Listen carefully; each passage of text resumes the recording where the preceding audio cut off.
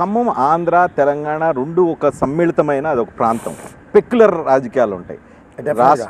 రాష్ట్ర విభజనలో కావచ్చు, విభజన తర్వాత కావచ్చు, పెక్యులర్ రాజకీయాలు.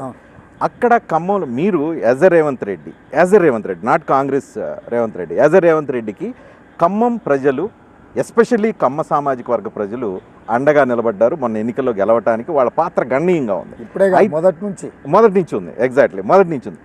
కానీ ఈసారి ఖమ్మం సీటు ఆ సామాజిక వర్గానికి కాకుండా వేరే వాళ్ళకి ఇవ్వటం వెనుక కారణం ఏంటి? దానికి మీరు ఖమ్మం ప్రజలకి, కమ్మ ప్రజలకి ఏం సమాధానం చెప్తారు? రజనీకాంత్ గారు, నేను వచ్చినంబడే రేణుకా చౌదరి గారిని రాజ్యసభ చేసిన ఖమ్మం నుంచి, తుమ్మల నాగేశ్వరరావు గారిని మంత్రి చేసిన, రాయల నాగేశ్వరరావు గారిని, మన్నే సతీష్ని, ఇంకొకరిని 4 కార్పొరేషన్లు ఇచ్చిన.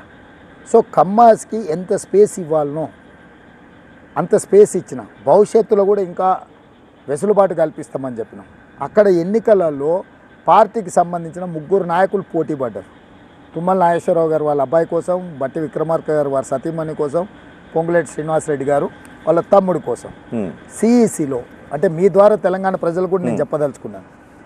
సెంట్రల్ ఎలక్షన్ కమిటీలో ఈ చర్చ వచ్చినప్పుడు 3 ఒకే జిల్లా నుంచి ఉన్న మంత్రులు 3 కుటుంబ సభ్యులకు అడుగుతున్నారని చర్చ వచ్చినప్పుడు సోనియా గాంధీ గారు ఒకే ఒక మాట చెప్పారు, ఈ 3 మంత్రుల కుటుంబ సభ్యులకు వద్దు, ఇతరులకు మీరు టికెట్ ఇవ్వండి, ఆ ఇతరులు పార్టీకి లాయల్గా ఉన్న వాళ్ళకి ఇవ్వండి అని వారు ఒక సూచన చేసిండ్రు. Based on that suggestion I have proposed Mandava Venkateswara Rao garu. Mandava గారికి ఇద్దాము, సీనియరు, తెలంగాణ సమాజంలో ఒక గౌరవం ఉన్నది, పెద్ద మనిషి, నాకు కూడా ఢిల్లీలో కానీ ఇక్కడ కానీ వారు ఉపయోగపడతారని సూచన చేసినాం.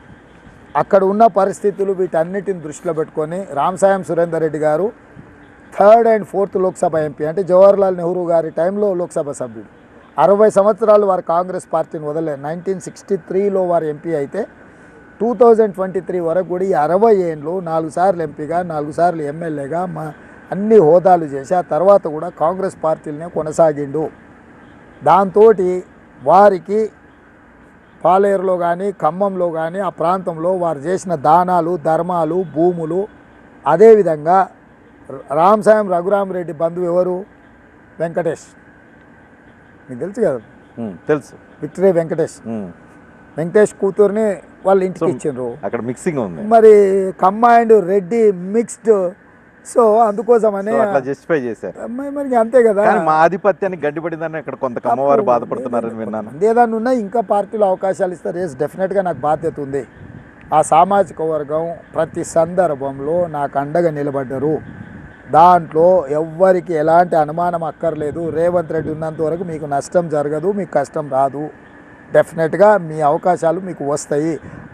రేణుకా చౌదరి గారు అడగలేదు, ఇంట్లో నుంచి కాలు కూడా బయట పెట్టలేదు.